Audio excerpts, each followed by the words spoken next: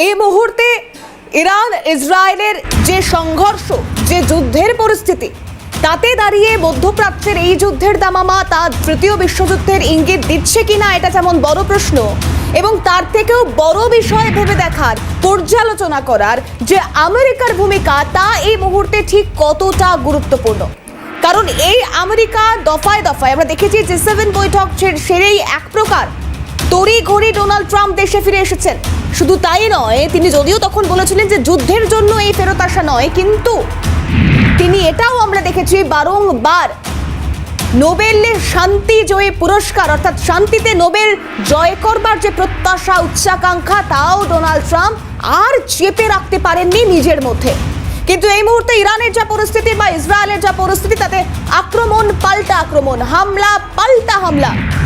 কারণ একের পর এক যে পরিস্থিতি নেওয়া হয়েছে, তাতে ইরান ইসরায়েল 9টা দিন অতিক্রান্ত করে 10টা দিন সংঘাত থেমে যাওয়ার বা শান্তির পথে যাওয়ার তো কোনো সম্ভাবনাই নেই, বরং পরিস্থিতি আরো জোরালো হচ্ছে।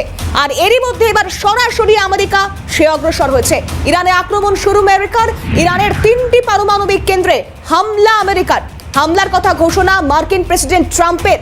ইরানের ফোর্দো, নাতানজ এবং ইস্পাহানের 3টি পারমাণবিক কেন্দ্রে হামলা চালানো হয়।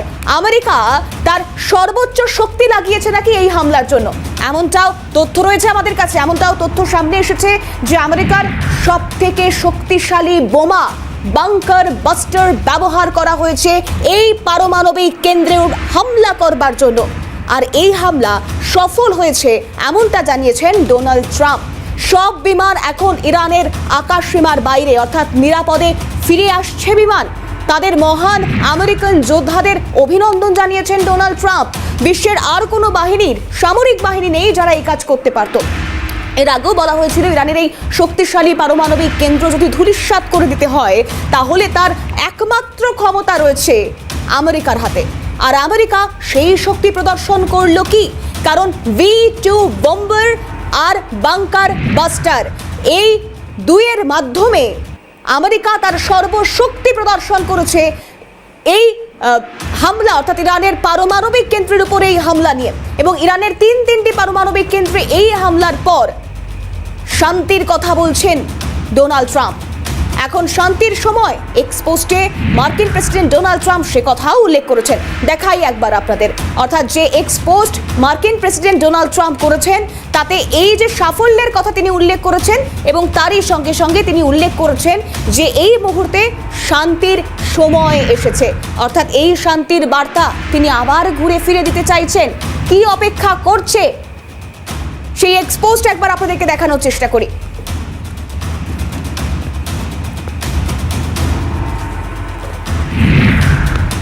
ইরানের বোমা হামলা চালানোর ঘোষণা দেওয়ার পরে পোস্ট ট্রাম্পের সোশ্যালে পোস্ট, বিশাল আমেরিকার পতাকা পোস্ট করেছেন তিনি। সেই পোস্ট আপনাদেরকে দেখাচ্ছি। আমেরিকার মহিমা, ঈশ্বর ট্রাম্পকে আশীর্বাদ করুন, ঈশ্বর আমেরিকাকে আশীর্বাদ করুন।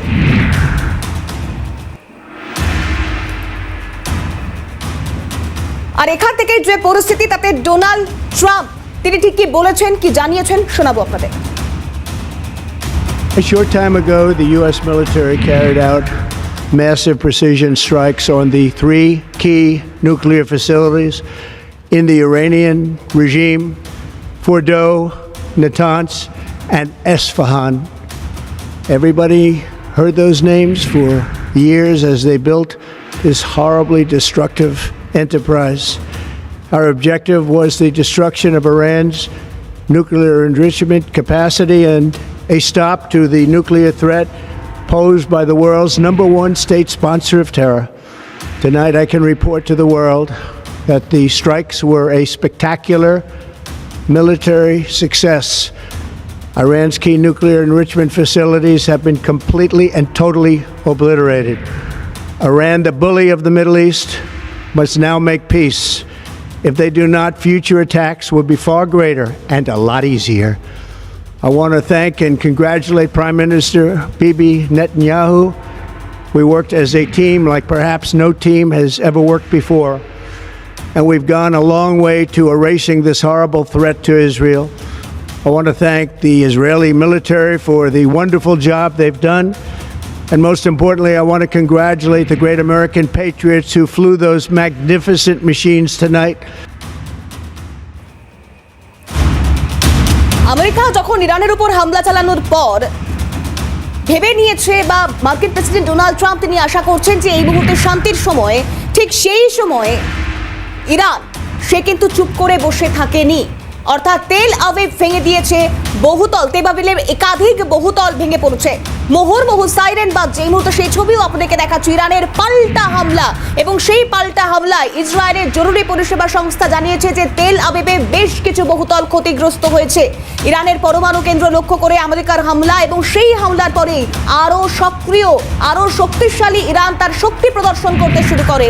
তাই আজ নতুন করে ইসরায়েলে হামলা শুরু করেছে ইরান। পরপর ক্ষেপণাস্ত্র ছুড়েছে ইরান, এমনটাই দাবি ইসরায়েলি সেনার। তেল আবিব সহ ইসরায়েলের বেশ কিছু শহর ক্ষতিগ্রস্ত হয়ে গিয়েছে, এমনটাই জানা যাচ্ছে। আরও আপনাদেরকে জানাবো যে ইসরায়েলের উত্তরে হাফিফা শহর, ইসরায়েলের উত্তরের হাফিফা শহর, সেই হাফিফা শহর ক্ষতিগ্রস্ত হয়েছে।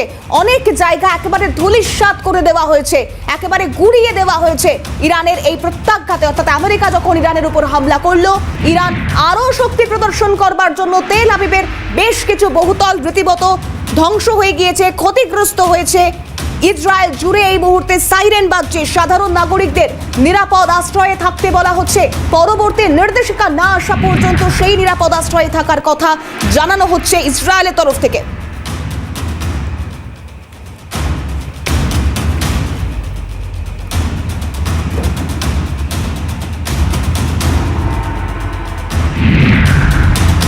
অন্যদিকে আমেরিকার এই সরাসরি প্রবেশ করে ফেলা ইরান ইসরায়েলের যুদ্ধে যেভাবে আমেরিকাকে সরাসরি ময়দানে নামতে দেখা গিয়েছে, ইরানের পরমাণু ঘাঁটিতে আমেরিকা হামলা চালিয়েছে, ইসরায়েলের ধারাবাহিক এই হামলা, এই সমস্ত কিছুর নিন্দা করতে দেখা যাচ্ছে পাকিস্তানকে।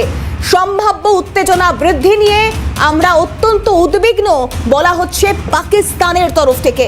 আর এই আক্রমণ আন্তর্জাতিক আইনের সব নিয়ম লঙ্ঘন করেছে। রাষ্ট্রপুঞ্জের সনদ অনুযায়ী ইরানেরও আত্মরক্ষার অধিকার রয়েছে। ইরানের বিরুদ্ধে এই হিংসা অস্বস্তিকর, অবিলম্বে এই সংঘাত প্রশমনের দাবি জানানো হচ্ছে কাদের তরফ থেকে? না, পাকিস্তানের তরফ থেকে। সকলের আন্তর্জাতিক আইন মেনে চলা উচিত, এমনটাই বিবৃতি দিয়ে দাবি পাকিস্তানের। সেই পোস্টও আপনাদেরকে দেখাচ্ছি যেখানে পাকিস্তান বলছে যে এই সংঘাত প্রশমন করতে হবে, সেই দাবি জানাচ্ছে পাকিস্তান।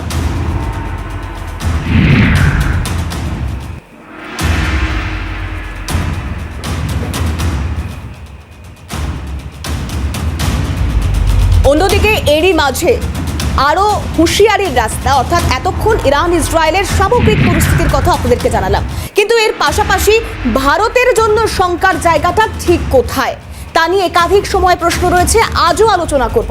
কিন্তু তার আগে আপনাদেরকে জানাই, এই যে ইরান ইসরায়েলের সংঘাত উদ্বেগ বাড়াচ্ছে, সেখান থেকে চিন্তা বাড়াচ্ছে হরমুজ প্রণালী। এই হরমুজ প্রণালী যা অবিলম্বে বন্ধ করে দেওয়ার হুঁশিয়ারি দেওয়া হচ্ছে ইরানের তরফ থেকে। তাই এই হরমুজ প্রণালী কি সেটা জানতে গেলে তার আগে জানতে হবে এই হরমুজ প্রণালীটা ঠিক কোথায় অবস্থিত। এই হরমুজ প্রণালী ঠিক কোথায় অবস্থিত সেটা একবার আপনাদেরকে আমি ম্যাপ দ্বারা বুঝিয়ে দেওয়ার চেষ্টা করব। কারণ এই হরমুজ প্রণালী, যে হরমুজ প্রণালীর ছবি আপনাদেরকে দেখাবো দেখুন, কারণ এই মুহূর্তে দাঁড়িয়ে যে ছবি আপনাদেরকে দেখানোর চেষ্টা করছি, এই যে ম্যাপ, এবং এখানে ইরান, ওমান, এই হলো ইন্ডিয়া অর্থাৎ ভারত। এই ছবিটা আপনাদেরকে দেখাবো ভারতের অবস্থান, এবং সেখান থেকে এ প্রান্তে রয়েছে ইরান এবং এই ওমান। এই ইরান ওমান সংযুক্ত আরব আমিরশাহী, এরই মাঝে রয়েছে হরমুজ প্রণালী। হরমুজ প্রণালীটা দেখাই আপনাদের। এই হলো হরমুজ প্রণালী। এই হরমুজ প্রণালী কুয়েত হয়ে, অর্থাৎ এখান থেকে এই কুয়েত হয়ে তেল আসছে। তেল এই হরমুজ প্রণালী হয়ে আরব আমিরশাহী হয়ে ভারতে প্রবেশ করছে।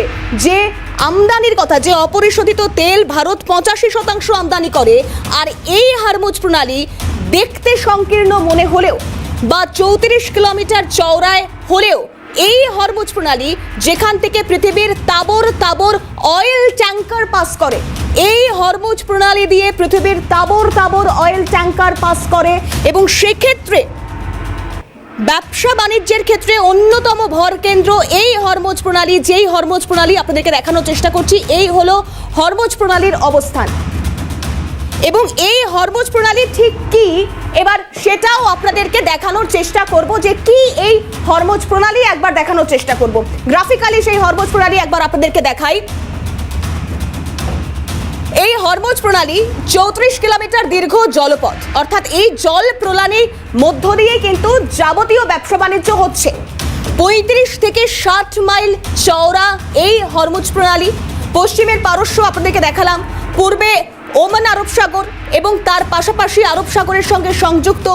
ইরানকে পৃথক করেছে এই হরজ, আরব উপদ্বীপ থেকে ইরানকে রীতিমতো আলাদা করা এই হরমুজ প্রণালী, যার অবস্থান যথেষ্ট গুরুত্বপূর্ণ, এবং সংযুক্ত আরব আমিরশাহী ও ইরানকে পৃথক করা এই হরমুজ প্রণালী কেন গুরুত্বপূর্ণ, ভারতের ক্ষেত্রেই বা কেন, ব্যবসা বাণিজ্যের ক্ষেত্রে কেন এই হরমুজ প্রণালী এক প্রকার ভরকেন্দ্র হিসেবে রয়েছে, সেই গ্রাফিক্সটাও সেই গ্রাফিক্যালি প্রেজেন্টেশনের মধ্য দিয়ে আপনাদেরকে দেখানোর চেষ্টা করব। দেখুন, হরমুজ প্রণালী সংকীর্ণ হতে পারে, কিন্তু এই হরমুজ প্রণালীর গুরুত্ব রয়েছে অসীম। সামুদ্রিক পথটি আন্তর্জাতিকভাবে খুবই গুরুত্বপূর্ণ। এই আন্তর্জাতিকভাবে খুবই গুরুত্বপূর্ণ কারণ বিশ্বব্যাপী পেট্রোলিয়াম পরিবহনে প্রণালীটির যে কৌশলগত গুরুত্ব তা অত্যাধিক। খনিজ তেলবাহী জাহাজ চলাচলে এটি একমাত্র পথ, যে আপনাদেরকে দেখালাম কিছুক্ষণ আগে, একদম কুয়েত থেকে সরাসরি এই গোটা এই যে পথটা, তেলের বেশিরভাগ এশিয়া এবং যুক্তরাষ্ট্র এবং পশ্চিমী ইউরোপে যায়। আমেরিকার মিত্র দেশগুলো এই দেশগুলির তালিকায় রয়েছে। এবার ইরানের তরফ থেকে এই হরমুজ প্রণালী বন্ধ করে দেওয়ার হুঁশিয়ারি দেওয়া হচ্ছে। আরেকটা বিষয়, যে পরিমাণ জ্বালানি তেল বিশ্বে রফতানি হয় তার 5 ভাগের 1 ভাগই সরবরাহ হয় এই পথ ধরে, অর্থাৎ এই হরমুজ প্রণালী ধরে। জাপানের আমদানিকৃত তেলের 3/4 হরমুজের উপর দিয়ে যায়। গুরুত্বটা বোঝানোর চেষ্টা করছি, এই হরমুজ প্রণালী কেন গুরুত্বপূর্ণ এবং এই গুরুত্বের জায়গা থেকে চীনের আমদানিকৃত তেলের অর্ধেক আসে এই জলপ্রণালী অর্থাৎ হরমুজ প্রণালী হয়ে।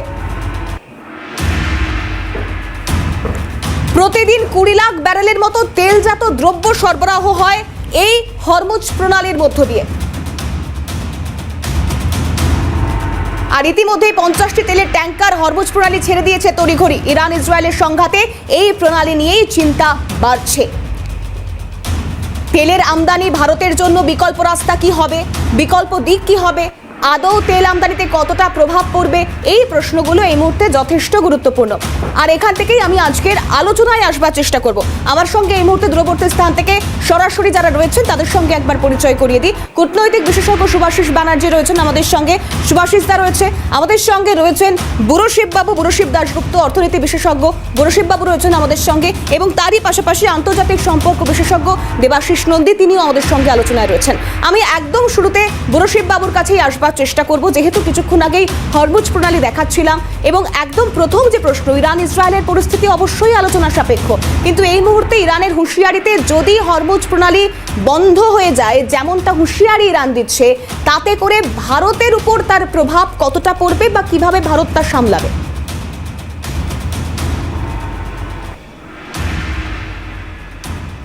হ্যাঁ, নমস্কার। যেটা আপনি একটু আগেই বললেন এবং এটা আমিও করবোরেট করছি, যে আমাদের ভারতবর্ষ এই মিডল ইস্টের ওপর, মধ্যপ্রাচ্যের ওপরেই কিন্তু আমরা তেলের ব্যাপারে সম্পূর্ণ নির্ভরশীল। প্রায় 80 থেকে 85% তেল আমাদের মিডল ইস্ট থেকে আছে, তার মানে প্রধান অংশটা ইরান থেকে। তার মানে তেল যদি বন্ধ হয়ে যায়, তার মানে সব জায়গায় আমাদের রেলওয়ে বন্ধ হয়ে, মানে যেটা চলে ডিজেলে কিংবা বেশিরভাগই দূরপাল্লার ট্রেনগুলো, গাড়ি, ট্রাক সব বন্ধ হয়ে যাবে এবং এটা একটা মেজর ক্রাইসিসের মধ্যে আমরা ঢুকবো। এটা একটা দিক আছে, কারণ হরমুজ প্রণালী বন্ধ করা মানে মধ্যপ্রাচ্যের থেকে যে ডিরেক্ট যে তেলটা আসতো, সেই তেলটা ওখান থেকে না এসে পুরো যেটা আসতে হবে সেটা একেবারে পুরো আফ্রিকা ঘুরে আসতে হবে। ওইটা সহজ পথে আসতে পারতো, সেটা আর হবে না। ওই পার্সিয়ান গালফ দিয়ে এসে হরমুজ প্রণালী দিয়ে আসতে পারতো, এটা কিন্তু জাস্ট মানে ব্যাপারটা হচ্ছে কি, হয়তো আমেরিকাকে শিক্ষা দেওয়ার জন্যই ওরা বন্ধ করে দেবে যে ওখান থেকে যাবে না, সেটা এফেক্টটা কিন্তু বেসিক্যালি ভারতবর্ষের উপর পড়বে। এটা একটা বড় দিক আমাদের তেলের ওটা ক্ষতি যদি আটকে যায় সব, এটা একটা দিক। মানে আরও অনেক অর্থনৈতিক দিক আছে যেটা আমাদের আটকে যাবে। আমরা একটা জিনিস বলি যে এখন তেলের দাম, আন্তর্জাতিক তেলের দাম ব্যারেল প্রতি $100, সেটা যদি বাড়তে থাকে, বন্ধ হলে যে বাড়তে থাকে 110, 120, 150, এটা এইভাবে ভয় পাচ্ছে। যদি বাড়ে মানে $10 বাড়লেও তেলের দাম ব্যারেল প্রতি যদি বাড়ে, তাহলে আমাদের পেট্রোলের দাম যা এখন আছে তার সঙ্গে আরও অন্তত 6 থেকে 7 টাকা বেড়ে যাবে। এটা একটা মানে থাম রুল মতো, হিসেব মতো বলছে যে বেড়ে যাবে। তার মানে প্রত্যেকটা জিনিসের দাম বাড়বে। আমাদের মানে যেটা ট্রান্সপোর্টেশনের যে দাম বাড়লে সব কিছু, আনাজপাতি, ইনফ্লেশন বাড়বে, সব কিছু বাড়তে থাকবে। এটা একটা বড় দিক আমাদের অর্থনৈতিক প্রেক্ষাপটে, অর্থনৈতিক দিক থেকে যে একটা বিপুল প্রভাব পড়তে চলেছে ভারতে, সেই আশঙ্কা আপনারা করছেন। আমি অবশ্যই আপনার কাছে এই বিষয়টা নিয়ে আরো বিস্তারিত আসবো, একটু সঙ্গে থাকার জন্য অনুরোধ করছি। আমি একবার দেবাশিস বাবুর কাছে যাওয়ার চেষ্টা করব। দেবাশিস বাবু, এই মুহূর্তে ইরান ইসরায়েলের পরিস্থিতি তো আমরা সকলেই দেখছি, সংঘাত ক্রমশ বাড়ছে বই কমছে না। সেক্ষেত্রে আমেরিকার এই জুড়ে বসা বা আমেরিকার তরফ থেকে সরাসরি হামলা করা, এটা কতটা প্রভাব ফেলতে পারে গোটা এই মধ্যপ্রাচ্যের যুদ্ধের দামামায়? একদম খুব মারাত্মকভাবে প্রভাব ফেলবে। দেখুন, মধ্যপ্রাচ্যে যত যুদ্ধ হয়েছে এই পর্যন্ত, যত বিবাদ হয়েছে, এর 90% বিবাদেই মার্কিন যুক্তরাষ্ট্রের হাত রয়েছে। যদি আমি ইরাক ইরান যুদ্ধ থেকে শুরু করি 80-র দশকে, সেখানে আমেরিকার হাত ছিল। ফার্স্ট গালফ ওয়ার সরাসরি আমেরিকার হাত ছিল, যখন ইরাকের বিরুদ্ধে আক্রমণ করেছিল কুয়েতের হয়ে আমেরিকা। আরব বসন্ত যখন হয়েছিল, আরব স্প্রিং 2011-তে, তখনও গণতন্ত্র প্রতিষ্ঠার নাম করে গাদ্দাফিকে মেরে দিয়েছে ওইদিকে এবং পাপেট সরকার গঠন করেছে। এবং এই যে ইসরায়েল প্যালেস্টাইন বিবাদ দেখতে পাই আমরা, সেখানেও মার্কিন যুক্তরাষ্ট্রের মদত রয়েছে। কারণ প্যালেস্টাইনি ভূখণ্ডের জন্য যখন দাবি জানিয়েছিল প্যালেস্টাইন সাধারণ মানুষগণ স্বাধীনতার জন্য ইয়াসির আরাফাতের নেতৃত্বে, তারপরে কিন্তু বিভিন্ন সময়ে ইয়াসির আরাফাতের সময়ে এবং তার পরবর্তীকালে নিরীহ প্যালেস্টাইনিদের মেরেছে ইসরায়েল, কিন্তু আমেরিকা নীরব ছিল, আমেরিকা সমর্থন ছিল। তারপরে যদি দেখে আমি যে আইসিসটা যখন 2014-15 সালে ইরাক এবং সিরিয়ার বিস্তীর্ণ অংশ দখল করে নেয়, সেই সময়ও দেখা যাচ্ছে যে আমেরিকা একটা ভূ রাজনৈতিক স্বার্থের জন্য সরাসরি মানে সিরিয়াকে আক্রমণ করেছিল এবং মানে আইসিসদের ধ্বংস করার নামে সাধারণ মানুষকে মেরেছিল। নতুন করে আবার মধ্যপ্রাচ্যের সাথে সংকট সৃষ্টি হয়েছে। আমেরিকা কিভাবে দায়ী? আমেরিকা দীর্ঘদিন ধরে শিয়া সুন্নি এই যে ডিভিশন মধ্যপ্রাচ্যের রাজনীতিতে, এই খেলা খেলে আমেরিকা। ডোনাল্ড ট্রাম্প 2017-তে রিয়াদে এসেছিলেন সফরে এবং শুধু ইরান এবং কাতার বাদে সমস্ত মুসলিম দেশকে ডেকেছিল মধ্যপ্রাচ্যের এবং বিভাজন সৃষ্টি করেছিল। আবার নতুন করে তিনি চাইছেন, কেন চাইছেন? কারণ হচ্ছে ইরানের বিরুদ্ধে দীর্ঘদিনের অভিযোগ ছিল আমেরিকা মনে করে ইরানকে একটা রোগ স্টেট, যদিও প্রমাণ পায়নি যে ইরান পরমাণু গবেষণা করছে ঠিকই সিভিলিয়ান পারপাসে, কিন্তু বোমা তৈরি করছে কিনা এই তথ্য আমেরিকার কাছে ছিল না। সন্দেহবশত বিভিন্ন সময় নিষেধাজ্ঞা আরোপ করেছিল ইরানের উপর। যেহেতু ইরান বশ্যতা মানেনি এবং বারবার আর্থিক নিষেধাজ্ঞা দেওয়া সত্ত্বেও মানে ইরান নতি স্বীকার করেনি, সেহেতু ইসরায়েল যখন ইরানকে আক্রমণ করলো, আমেরিকা এই সুযোগের অপেক্ষায় ছিল কিভাবে এই পরমাণু চুল্লিগুলোকে, কেন্দ্রগুলোকে ধ্বংস করবে। এখন যেই মুহূর্তে ধ্বংস করতে উদ্যত হলো এবং করেছে, আক্রমণ করেছে আমেরিকার বিমান বাহিনী, তখন কিন্তু এই যুদ্ধ সার্বিক যুদ্ধে রূপান্তরিত হলো এবং সেখানে ইরানের পক্ষ থেকে বলা হয়েছে ডোনাল্ড ট্রাম্প শুরু করলেন, শেষ করব আমরা। এখন এই শেষ কিভাবে হবে আমরা জানি না, কিন্তু এই যুদ্ধ কিন্তু আর দ্বিপাক্ষিক যুদ্ধের মধ্যে সীমায়িত নয়। এই যুদ্ধ একটি বহুপাক্ষিক যুদ্ধে পরিণত হতে যাচ্ছে। কারণ এক পক্ষে যদি একটি পক্ষে ইসরায়েলের পক্ষে যদি দেবাশিসবাবু, এখান থেকে আমি আপনার কাছে আসবো, তার আগে একবার সুভাষিসবাবু যেহেতু রয়েছেন কূটনৈতিক বিশেষজ্ঞ সুভাষিস ব্যানার্জি, আমি সুভাষিসবাবুর কাছেও এই প্রসঙ্গটা নিয়ে, অর্থাৎ এই আমেরিকার নাক গলানোর প্রসঙ্গ তো নতুন করে আসছে না, কিন্তু অনেকদিন ধরে ডোনাল্ড ট্রাম্প তিনি হুঁশিয়ারি দিচ্ছিলেন, তিনি কেন নোবেলের শান্তিজয়ী হবেন না সে বিষয়ে অনেক প্রশ্ন তুলেছিলেন। কিন্তু এই সরাসরি ময়দানে নেমে গিয়ে পারমাণবিক কেন্দ্র হামলা চালিয়ে আবার ফিরে এসে তিনি বলছেন যে এই মুহূর্তে শান্তির সময় এসেছে। এই জায়গা থেকে ডোনাল্ড ট্রাম্প ঠিক কি চাইছেন?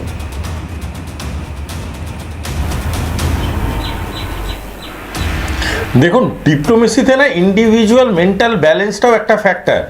সর্বত বলে অনেকেই হয়তো ভাবছেন যে আমেরিকা অ্যাজ এ স্টেট বা Donald Trump as a president, আমি কোথাও গিয়ে এই দুটো এলিমেন্টের মধ্যে একটা পার্থক্য পাচ্ছি। কারণ আমার মনে হয় না যে ধরনের অ্যাটাক ড্রাফটেড হয়েছে, যে ধরনের অ্যাটাক ডোনাল্ড ট্রাম্প করেছে, তার জন্যে তাকে তার সেনেটের কাছে কোনো রকম প্রশ্নের মুখে পড়তে হবে না। যদিও আরেকটা ফ্যাক্টরকে আমরা কোনোভাবেই উপেক্ষা করতে পারি না, সেই ফ্যাক্টরটা হচ্ছে যে যখন ডিএনআই নিজে বলছে যে আমাদের কাছে সে অর্থে কোনো প্রুফ নেই যে ইরান এরকম ধরনের ম্যাল প্র্যাকটিসের সাথে যুক্ত, তাকে বলছে তুলসী গাবার্ড নোজ নাথিং। তো পয়েন্টটা হচ্ছে ইফ সামবাডি নোজ নাথিং, তাহলে তাকে আপনি ডিএনআই চিফ করলেন কেন? আর যদি ডিএনআই চিফ করলেন তাহলে তার কথা আপনি শুনছেন না কেন? সুতরাং ডোনাল্ড ট্রাম্প যে অ্যাটাকটা করেছে এটা পলিটিক্যালি ড্রাফটেড অ্যাটাক, এবং এই অ্যাটাকটার পিছনে ভেন্ডেটাটা যদি বলেন বা এই অ্যাটাকটার পিছনে মোটাসটা যদি আমরা ভাবতে চাই, তাহলে আমার মাথায় একটাই জিনিস আসছে, সেটা হচ্ছে তেলের খনির দখল এবং এশিয়ান ট্রেড রুট এবং মিডল ইস্ট ট্রেড রুটটাকে আরও প্রসারিত করে তার আন্ডারে, তার কমান্ডে নিয়ে, যাতে তেলের যে ট্রানজাকশনাল বিজনেস আছে সেই ট্রানজাকশনাল বিজনেসে আরেকটা ইরান তৈরি করা এবং আরেকটা ইরাক তৈরি করা। এবং এই যে কথাটা আমার আগের জন্য বললেন যে বিভিন্ন জায়গায় রংফুলি তারা ঢুকে একটা প্রস্তাব বা একটা অভিযোগ করে ঢোকেন, কিন্তু ওখানে ঢোকার পরে তাদের যে অ্যাটিটিউডনাল চেঞ্জটা আসে সেই চেঞ্জটা কিন্তু মারাত্মক ক্ষতিকর গোটা বিশ্বের কাছে। এবং বারংবার যখন তারা বোঝাতে চায় যে তাদের অ্যাটাকগুলো ঐতিহাসিক এবং তাদের অ্যাটাকগুলো অ্যাজ ইফ মানবজাতিকে একটা নতুন আলোর দিশা দেখায়, I am very sorry to say we disagree with this. Akbar, এবং এখান থেকে সুভাষিসবাবু আরও একটা বিষয় আমি তিনজনকেই সঙ্গে থাকতে বলবো, একটা ছোট্ট বিরতির সময় হচ্ছে এবং তার আগে যে গুরুত্বপূর্ণ দিকগুলো সামনে আসছে, কারণ ইসরায়েলের প্রধানমন্ত্রী বেনিয়ামিন নেতানিয়াহু তিনি বলছেন যে অপারেশন রাইজিং লায়ন, এই অপারেশন রাইজিং লায়ন ইরানকে শিক্ষা দেওয়ার জন্য। কেন না, ইরানের পারমাণবিক কর্মসূচির যে মূলে আঘাত হানা সেটাই অপারেশন রাইজিং লায়ন। আবার অন্যদিকে এই যখন হামলা করা হচ্ছে তখন ইরানের সর্বোচ্চ নেতা আয়াতুল্লাহ আলী খামেনি তিনি কি বলছেন যে ইসরায়েলকে ভয়াবহ শাস্তির জন্য প্রস্তুত থাকতে হবে, অর্থাৎ কেউই যে ছাড়ার পাত্র নয় তা তারা স্পষ্ট বুঝিয়ে দিয়েছে। এমনকি আমেরিকার তরফ থেকে হামলা হওয়ার পর, ইরানের তিনটি পারমাণবিক কেন্দ্রে হামলা হওয়ার পর যখন ডোনাল্ড ট্রাম্প ভাবছেন যে হ্যাঁ ইরানকে কুপকাত করা গেল, হ্যাঁ ইরান এবার শান্তির পথ বেছে নেবেন, ঠিক তখনই ইরানের তরফ থেকে পাল্টা আক্রমণ করা হয়েছে ইসরায়েলের তেল আবিবে। বিশেষ করে বহুতল ক্ষতিগ্রস্ত হয়েছে ইসরায়েলের উত্তরের অংশ, সেই উত্তরের অংশ। প্রধান আমেরিকাতে গিয়ে তিনি লাঞ্চ পার্টিতে নিমন্ত্রিত ছিলেন ডোনাল্ড ট্রাম্পের সাথে, এবং তিনি রেকমেন্ড করেছেন যাতে করে ডোনাল্ড ট্রাম্পকে নোবেল শান্তি পুরস্কার দেওয়া হয়। অর্থাৎ আমেরিকাকে খুশি করার চেষ্টা করেছেন ব্যক্তিগতভাবে ডোনাল্ড ট্রাম্পকে।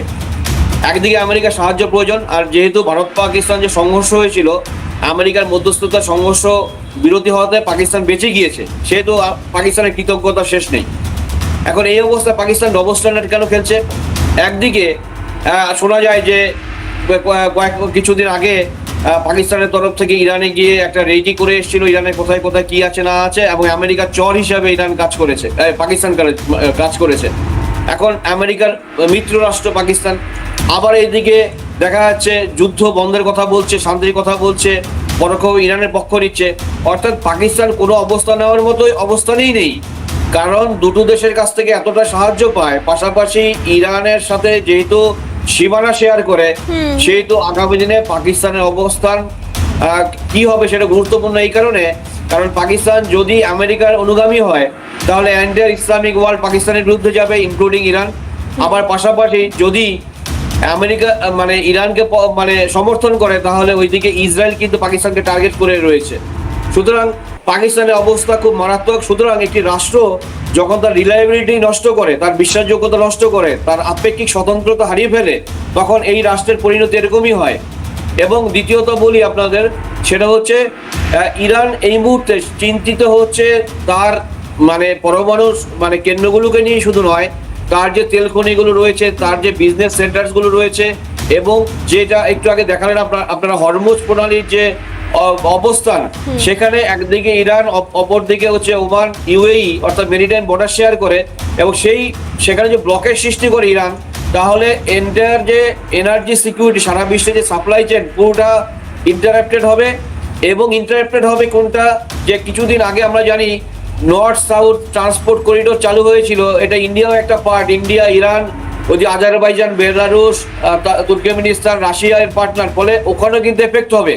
অর্থাৎ ইন্ডিয়ার যে সেন্ট্রাল এশিয়ার সাথে বাণিজ্য ভায়া চাবার পোর্ট, সেখানেও কিন্তু আগামী দিনে মানে সেটা চ্যালেঞ্জের সম্মুখীন হয়ে দাঁড়াবে।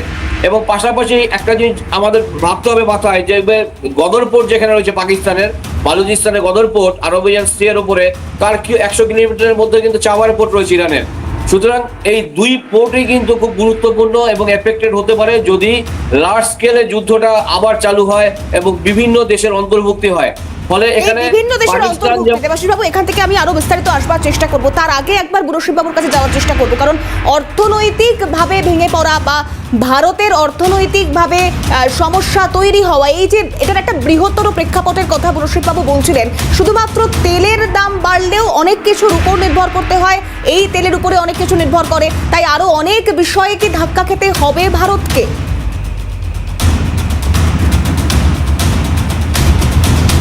অনেকগুলোই, আমি যেটা বলছিলাম হ্যাঁ, একদম। যে তেলের দাম বাড়া মানে একটা ইনফ্লেশন বড় রকমের, খাদ্যদ্রব্য সব কিছু, কারণ যেটা ট্রান্সপোর্টেশনের সাহায্য নেয় সব কিছুর দাম বাড়বে এবং এইটা হতে বাধ্য। আমি যেটা বললাম যে এক ব্যারেল যদি $10 দাম বাড়ে, তাহলে আমাদের পেট্রোলের দাম প্রায় 6 থেকে 7 টাকা বেড়ে যাবে, এটা হতে বাধ্য। তার মানে এখন মোটামুটি স্টেবল এখন পর্যন্ত আছে $100 পার ব্যারেল এখন আছে, কিন্তু এই যুদ্ধটা প্রলংড হলে ওটা বাড়তে শুরু করবে, এটা একটা দিক।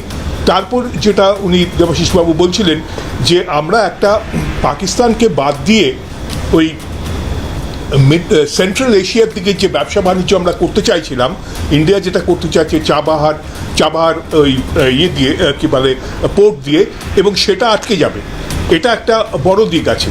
আর তাছাড়া আরেকটা দিক আমাদের দেখতে হবে যে আমাদের একটা স্টেবল বলে যে ফরেন এক্সচেঞ্জ রিজার্ভ থাকে ইন্ডিয়ার। এখন একটা যে আমাদের ক্রাইসিস হলে পরে আমরা আগে একটা সময় ছিল যে আমাদের প্রায় কোনো টাকাই থাকতো না, এখানে আমাদের যে মেইন যে এখন যেটা স্টেবল ইকোনমিক স্টেবিলিটি, সেটা কিন্তু বেসিক্যালি এই ফরেন এক্সচেঞ্জ রিজার্ভ, এবং সেটার ম্যাক্সিমামটা আসে হচ্ছে গিয়ে রেমিটেন্সেস, যেটা আমাদের ভারতীয়রা যারা মিডল ইস্টে কাজ করে বেশিরভাগটাই অন্য জায়গায় কাজ করে, আমেরিকা বা ইউরোপেও কাজ করে, কিন্তু ম্যাক্সিমাম লোকজন, এবং সেই টাকাটা কিন্তু প্রায় বলতে পারা যায় প্রায়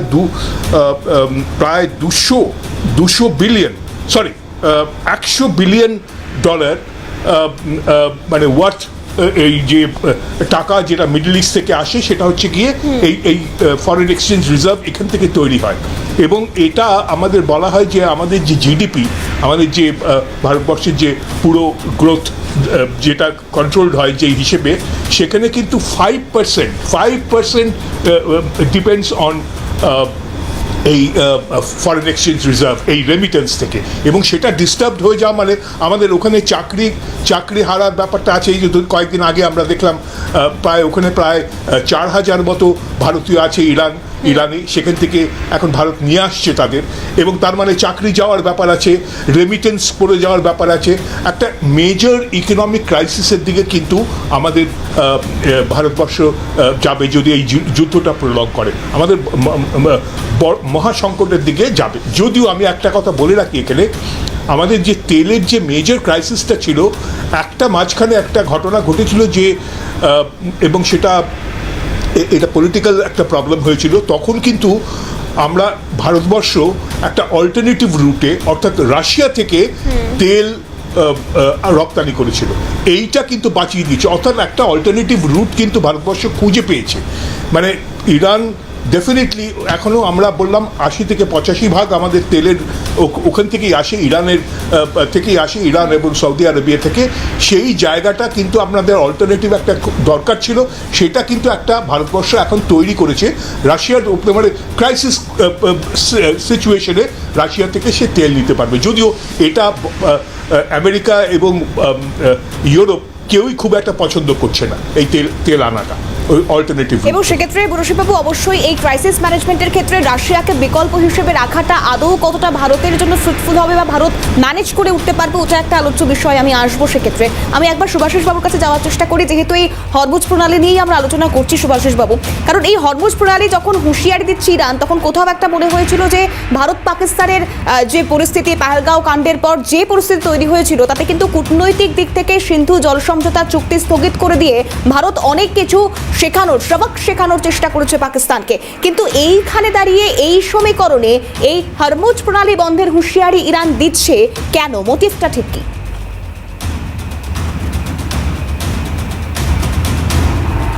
দেখুন, এখানে একটা জিনিস বুঝতে হবে, একটা দেশকে আপনারা মানে আপনারা in the sense United states আক্রমণ করছে, ইসরায়েল আক্রমণ করছে রিপিটেড, তার উপরে নানান রকম মিলিটারি এফার্টস লাগাচ্ছেন, তখন সেই দেশটার বিরুদ্ধে যা যা আছে that should come into table. একটা মানুষকে শুধু ধারণার ভিত্তিতে এরমভাবে আক্রমণ করা যায় না। একটা রাষ্ট্রকে আজকে যে জায়গায় নিয়ে গেছেন, তার রাষ্ট্র পরিকাঠামোটাকে বারবার আক্রমণ করা হচ্ছে। ইউনাইটেড স্টেটস যা বলবে সেভাবেই গোটা বিশ্ব চলতো এতদিন, সেটাই ছিল ওয়ার্ল্ড অর্ডার। কিন্তু সেই ওয়ার্ল্ড অর্ডারটা আজকের ডেটে ভ্যালিড নয়। আজকের ডেটে everybody has a power and that is conditional power নয়। সেখানে ডিপেন্ডেন্সি অনেক কম। সেখানে অনেক এমন মিউচুয়ালি মানে এগ্রিয়েবল জায়গা আছে যেখানে ইউনাইটেড স্টেটস এবং বাকি দেশগুলো সবাই সম পরিমাণে সেই জায়গায় ইনভলভ। সুতরাং আজকে ইউনাইটেড স্টেটস বলছে যে এই ধরনের জিনিস মেনেই চলতে হবে, না মেনে চললে আমি আক্রমণ করব। এই রকম থ্রেটনিং আজকে অ্যাবজর্ব করার জায়গায় পৃথিবীতে বহু দেশ নেই। আজকে ইরানের উপরে পরীক্ষিত বলে ইরান দেখুন একটা জিনিস রিপিটেড মিলিটারি অ্যাকশনসের এগেনস্টে রিটালিয়েশন করে যাচ্ছে। তারা তাদের মতো পাল্টা আক্রমণ করছে। কেন করছে? তাদের আজকের কোনো একটা পয়েন্ট আছে যেটা তারা প্রুফ করতে চাইছে। সুতরাং আমার মনে হয় এইখানে একটা রাস্তা বোঝা উচিত। কেনই বা ইউনাইটেড স্টেটস হঠাৎ করে গোটা বিশ্বের যে কোনো দেশকে সবসময় চ্যালেঞ্জের মুখে ফেলে দিতে চাইবে just because of their transactional profit? কেনই বা একটা দেশ যে দেশের সাথে তাদের কোনো রকম রাজনৈতিক, কোনো রকম কূটনৈতিক এবং টেরিটোরিয়ালি কোনো রকম ওভারল্যাপিং নেই, তারা এতটাই ডিস্টেন্সে দুটো দেশ, সুতরাং কেন হঠাৎ করে ইসরায়েলকে টুল করে দিনের পর দিন এইভাবে ইরানকে আক্রমণ করতে চাইবে? এর পিছনের যে তাদের মস্তিষ্কটা কাজ করছে, সেই মস্তিষ্কটা কিন্তু আজকে খুব সহজ ভাষায় বলা যেতে পারে তারা কিন্তু চোখ রেখেছে তাদের তেল খৈনির উপরে, তারা চোখ রেখেছে তাদের বাণিজ্যিক যে সফলতাগুলো পাওয়া যেতে পারে ইরানে পেনিট্রেট করে তার উপরে, এবং সেটা একটা সভ্যতায় কোনোদিনই মেনে নেওয়া যেতে পারে না। দেখুন যেভাবে রক্তপাত হচ্ছে, সেই রক্তপাতের ইতিহাসের কোন দিকে আমরা দাঁড়িয়ে থাকলাম সেটা বড় কথা নয়, কিন্তু বড় কথা হলো এই রক্তপাতটা যখন হচ্ছিল তখন আমরা বসে বসে দেখছিলাম। যে এই রক্তপাতটা যখন হচ্ছিল তখন আমরা শুধুমাত্র দেখছিলাম যে একটা দেশ যে সোশ্যাল মিডিয়াতে থ্রেটনিং করছে অন্য দেশের সাধারণ মানুষদের আক্রমণ করার ব্যাপারে, একটা দেশ দিনের পর দিন অজুহাত এবং অভিযোগের ভিত্তিতে অন্য দেশের স্থাপত্য দিনের পর দিন নষ্ট করে দিচ্ছে। একটা সভ্যতার এটা কোনোদিন দিক নির্দেশক হতে পারে না। একদমই। এবং এখান থেকে যেহেতু এটা সভ্যতার কখনোই দিক নির্দেশক হতে পারে না, কিন্তু এত প্রাণ যাচ্ছে, এই প্রাণহানিও মেনে নেওয়ার নয়। কিন্তু তারপরে দাঁড়িয়েও মধ্যপ্রাচ্যের এই পরিস্থিতি তার সত্যি তৃতীয় বিশ্বযুদ্ধের ইঙ্গিত দিচ্ছে কিনা জানা নেই। কিন্তু এখান থেকে আমি দেবাশিস বাবুর কাছে একটা বিষয় জানতে চাইবো, যে আরও গুরুত্বপূর্ণ হচ্ছে এই যে ইরানের উপর আমেরিকা হামলা চালালো, এরপর চীন, রাশিয়া, এদের ভূমিকা ঠিক কি হতে পারে? এরাও কি, আপনি কিছুক্ষণ আগেই আরও রাষ্ট্রের অন্তর্ভুক্তির কথা বলছিলেন, এরাও কি তাহলে একদম সম্মুখ সমরে সমানে সমানে লড়াই দেবে, ময়দানে নামবে একদম আমেরিকা যেভাবে নেমেছে? মানে ইরানের সহযোগী রাষ্ট্র একটা রাশিয়া তার স্ট্র্যাটেজিক ইন্টারেস্টে ইরানের পাশে দাঁড়াবে। দীর্ঘদিন ধরে ইরান রাশিয়ার বন্ধু। ও ইরান যখন প্রথম পরমাণু প্রকল্প চালু করেছিল সিভিলিয়ান পারপাসে, মানে বিদ্যুৎ তৈরি বা অন্যান্য সায়েন্টিফিক গবেষণার জন্য 1957 সালে, তখন থেকে রাশিয়া সহায়তা পেয়েছিল, চায়নারও সহায়তা পেয়েছিল। তো চায়নার স্বার্থ কি? চায়নার কিন্তু স্ট্র্যাটেজিক ইন্টারেস্ট ইরানে নেই, বাণিজ্যিক স্বার্থ রয়েছে, কারণ চায়নার প্রচুর বিনিয়োগ রয়েছে ইরানে। আর টার্কি স্বার্থ কি? টার্কির হচ্ছে ইসলামিক হার্ডলাইন, সেই স্বার্থ, অর্থাৎ আমেরিকা শত্রু টার্কির, সেই সমীকরণে টার্কি ইরানের পাশে দাঁড়াবে। আর পাশাপাশি ইরান কিন্তু বার্তা দিয়েছে ইয়েমেন সমেত আরব দুনিয়ার আরব বিভিন্ন দেশকে এবং ইরাককেও বার্তা দিয়েছে একসাথে হওয়ার জন্য, যে ইরান মুখ দেখা থেকে বন্ধ ছিল 80 দশকে। এখন ইরান দেখুন একটা বড় রাষ্ট্র, প্রায় 16,72,000 মানে প্রায় 50,000 স্কোয়ার কিলোমিটারের বেশি আয়তন বিশিষ্ট একটি দেশ, সভ্যতা সংস্কৃতির পীঠস্থান, মানে পারস্য সভ্যতার কথা আমরা জানি, এবং এআই এ বিশ্বের 10 নম্বর দেশের মধ্যে একটি। ম্যাথামেটিক্যাল ব্রেন বলে, শুধু বিমান তৈরি করতে পারে না ওরা, আর বাকি সবই তৈরি করতে পারে। এখন এত নিষেধাজ্ঞা সত্ত্বেও, পশ্চিমী নিষেধাজ্ঞা সত্ত্বেও ইরান কিন্তু টিকে ছিল দীর্ঘদিন ধরে, কারণ শুধুমাত্র মধ্যপ্রাচ্যের অন্যান্য দেশগুলোর মতো অর্থনীতি শুধুমাত্র তেল বা গ্যাস বিক্রির মাধ্যমে সীমায়িত নয়। যেমন হচ্ছে ধরুন ওখানে প্রচুর কৃষি পণ্য যেমন উৎপন্ন হয়, গ্লাস, সিরামিক, তারপর হচ্ছে কেমিক্যালস, তারপরে আয়রন ওর, জিঙ্ক, কপার, অনেক বিভিন্ন ধরনের খনিজ সম্পদ রয়েছে, স্যাফরন রয়েছে, তো এগুলো রপ্তানি করে, ফ্রুটস, ড্রাই ফ্রুটস রপ্তানি করে। এবং শুধু তাই নয়, ইরান যেটা মানে প্রতিজ্ঞাবদ্ধ, অর্থাৎ দীর্ঘদিন ধরে এই জিউ স্টেট হিসাবে ইরানের বিরুদ্ধে ইসরায়েলের যে আক্রমণ আমেরিকার নেতৃত্বে, সেটা একটা শেষ দেখার সময় চলে এসেছে। সুতরাং এই শেষ দেখার সময় যখন চলে এসেছে, সেহেতু একদিকে ইসরায়েল যখন আমেরিকার মানে মদতে যুদ্ধ করবে, ইরান কিন্তু বসে নেই, নিজস্ব শক্তির পাশাপাশি যে মিত্র দেশগুলোর কথা বললেন, সেই মিত্র দেশগুলোর কাছে আহ্বান জানিয়েছে, ইতিমধ্যে সাহায্য করা শুরু করে দিয়েছে, ফলে তাদের সহায়তা সে যুদ্ধে নামবে। এখন যুদ্ধে বললে নামার ক্ষেত্রে কিছু বাজে পরিণতি কি হতে পারে, নেগেটিভ, সেটা হচ্ছে ইরাককে যেমন একটা মানে কি বলবো পাপেট স্টেট বানিয়েছে আমেরিকা, ইরানকে দীর্ঘদিন ধরে করতে চাইছিল, পারেনি। যদি বাই চান্স ইরানের পতন ঘটে, তাহলে কিন্তু সেটা সুভাষিস বাবু বলেন আমি একমত, আরেকটি ইরাক হতে যাচ্ছে। ইরাকে ইতিমধ্যে আমেরিকার বিমান ঘাঁটি আছে, সামরিক ঘাঁটি রয়েছে। সুতরাং সেখানে এন্টার মধ্যপ্রাচ্যে আমেরিকার যে একদিকে তেল কূটনীতির যে উদ্দেশ্য বা তাদের যে অভিশাপ পূরণ হবে, দ্বিতীয়ত হচ্ছে আমেরিকা দীর্ঘদিন ধরে সেন্ট্রাল এশিয়ায় ঢোকার চেষ্টা করছে, সেটা আমরা অনেকে কম আলোচনা করছি। কারণ হচ্ছে সেন্ট্রাল এশিয়ার যে দেশগুলো, তুর্কমেনিস্তান, কাজাকিস্তান, মানে এই যে দেশগুলো, এই দেশগুলোতে প্রচুর তেল গ্যাস রয়েছে, কাস্পিয়ান বেসিন সংলগ্ন দেশগুলোতে, সেখানে আমেরিকা ঢুকতে পারছে না, কারণ এটা ল্যান্ডলক। ফলে ইরানকে যদি কবজা করতে পারে, সেই সেন্ট্রাল এশিয়াতে কিন্তু আমেরিকা প্রবেশ করবে, কারণ সেই এলাকাতে কিন্তু চায়না এবং রাশিয়ার আধিপত্য বেশি। সুতরাং সেই উদ্দেশ্যটা কিন্তু রয়েছে, শুধুমাত্র মধ্যপ্রাচ্যের দিকে নজর দিলে হবে না। ইরানকে যদি পদোন্নত করতে পারে, তাহলে কিন্তু সেন্ট্রাল এশিয়ার যে নীতি অভিপ্সা দীর্ঘদিনের আমেরিকার, সেটা কিন্তু বাস্তবায়িত হবে। একদম। এবং এখান থেকে আমি আবারও একবার বরশিবাবুর কাছে যাওয়ার চেষ্টা করব, ঠিক যেমনটা দেবাশিসবাবু বলছিলেন এবং সুভাষিসবাবু উল্লেখ করছিলেন, প্রাণহানি বা এই ধরনের যে যা ঘটনা ঘটছে, যেভাবে একটা দেশকে একদম নানানভাবে কোণঠাসা করে দেওয়ার চেষ্টা করা হচ্ছে, সে তো তার মরণ কামড় বসানোর চেষ্টা করবে, এটাই স্বাভাবিক। কিন্তু যুদ্ধ, কোনো রকম অপ্রীতিকর পরিস্থিতি, এই সংঘর্ষ, তা কোনো দেশের অর্থনৈতিক পরিকাঠামো, কোনো দেশকে স্বাভাবিক ছন্দে চালানোর জন্য মোটেই সমীচীন নয় বা মোটেই সেটা উচিতও নয়, পারবে না কখনো, অর্থনৈতিকভাবে তাকে ভেঙে পড়তেই হবে। এবং সেক্ষেত্রে দাঁড়িয়ে এই গোটা যুদ্ধ পরিস্থিতিতে আপনার কি পর্যবেক্ষণ বরশিবাবু? প্রথম কথা আমি যেটা বলছিলাম যে এটা একটা পাওয়ার স্ট্রাগল বোঝাই যাচ্ছে, এবং যেটা এখন এবং ছকটা খুব চেনা ছক, যেটা আমরা দেখেছি ইরাককে ধ্বংস করার পেছনে আমেরিকার একই প্ল্যান ছিল। তখন ওরা বলতো যে WMD হচ্ছে কি ওয়েপন অফ মাস ডিস্ট্রাকশন, এই ওখানে আছে, ইরাকে আছে, তার জন্য ওই সাদ্দাম হোসেনকে মারতে হবে, নাহলে ওই জিনিসগুলোকে, তখন ছিল বুশ হচ্ছে কি তাদের প্রেসিডেন্ট, এবং সেইটা ওরা যখন সাদ্দামকে মারলো, মেরে যখন ওই ওয়েপন অফ মাস ডিস্ট্রাকশনের ব্যাপারটা এলো, তখন দেখা গেল ওটা পুরো ভুয়ো, মানে ব্যাপারটাই হচ্ছে এমন একটা স্ট্র্যাটেজি, ওরকম ওয়েপন অফ মাস ডিস্ট্রাকশন ছিল না। এখন আবার ঠিক ইরানের ব্যাপারটায় ওরা শুরু করেছে যে এখানে ওরা নিউক্লিয়ার বম তৈরি করছে।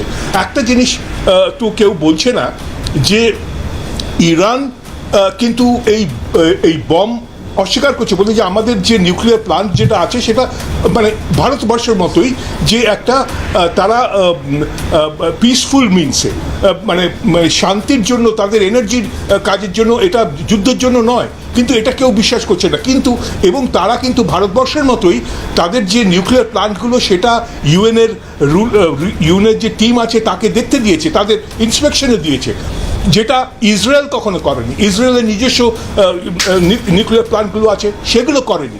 সেহেতু এটা একটা এমন একটা জায়গায় যাচ্ছে, এবং সেটা আমরা বুঝতেই পারছি যে আমেরিকা যেটা রুল করতে চাইছে মিডল ইস্টে, প্রথমত তেলের ব্যাপারটা তো আছেই, তাছাড়া এই যে একটা মানে প্যালেস্টিনকে একেবারে ধ্বংস করে দেওয়া, ইন্ডিয়ার যেটা একটা স্ট্যান্ড, সেটা আমরা বলবো যে যুক্তিযুক্ত, যে ওইখানে একটা 2 স্টেট ব্যাপার করে ইসরায়েলও থাকবে, জুসরা ইসরায়েলও থাকবে, প্যালেস্টিনরা থাকবে, এইটা ওরা কিছুতেই মানবে না।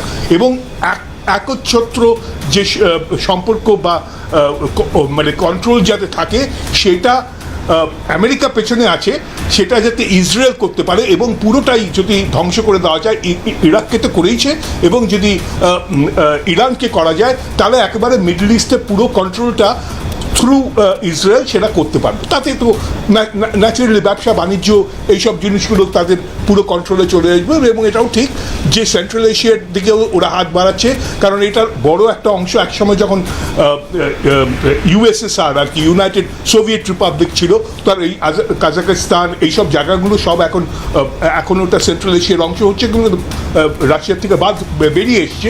এখন এইসব জায়গাগুলোকে আবার যাতে আমেরিকানরা ঢুকতে পারে সেইটা ওরা করতে চাইছে। এবং এই ন্যাচারালি এটার সঙ্গে ট্রেড, কমার্স সব কিছু যুক্ত। যতটা ক্ষমতা পাওয়া যায় সেন্ট্রাল মানে মিডল ইস্টে যাতে পুরো কন্ট্রোল নিতে পারে এবং সেন্ট্রাল এশিয়ায় যাতে যেতে পারে, এইসব জিনিসগুলোর জন্য আমেরিকা একেবারে মরিয়া। এখন ট্রাম্পেরও বোঝাতে হবে যে আমি কি যেন একটা ইয়ে করেছে, মেক আমেরিকা গ্রেট অ্যাগেন, হ্যাঁ, মাগা বলে একটা শব্দ ব্যবহার করছেন, এবং সেটা করার জন্য যত রাতারাতি যেটি করা যায় এইসব করে আর কি, যুদ্ধ করে সব করে কন্ট্রোল করে যাতে আমরা নিজেরা বসে যেতে পারি, মিডল ইস্টে বসতে পারি, সেন্ট্রাল এশিয়াতে বসতে পারি, এই হচ্ছে ব্যাপার। এবং তাদের জন্য কতগুলো তৈরি মানে দেশ আছে, একটা হচ্ছে ইসরায়েলকে তো মদত দিচ্ছে, পাকিস্তানকেও করে যাচ্ছে একদম। এবং এখান থেকে এই যে ট্রাম্পের প্রবেশ করা, অর্থাৎ ইরানের উপর, ইরানের কাঁধে ভর করে প্রবেশ করতে যাওয়া, আমি সুভাষিসবাবুর মতামতটাও জানতে চাইবো, তার পর্যবেক্ষণও জানতে চাইবো, এবং তার পাশাপাশি খামেইনি তাকে সরিয়ে নিজের লোকজন বসিয়ে যেভাবেই হোক অন্তত এই মিডল ইস্টে প্রবেশ করার কথা বাকি সবাই বলছে। এবং সেক্ষেত্রে সুভাষিসবাবু আপনার কি মনে হয়? অর্থাৎ ট্রাম্পের মতিগতি নিয়ে আমরা আলোচনা করছি ঠিকই, কিন্তু লক্ষ্য তো একাধিক, তাদের একটা দিক ধরে তো তারা এগোন না মোটেই।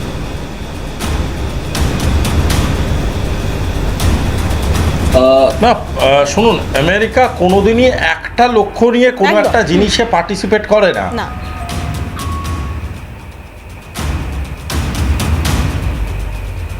এবং এই মাল্টি ডাইমেনশনাল যখন অ্যাটিটিউডটা তারা ক্যারি করছে, তাদের প্রথমেই যে জিনিসটা বোঝার দরকার আছে যে শুধু তেলের জন্যে বা শুধু তেলের খনির জন্যে তারা ইরানে আছে সেটা না।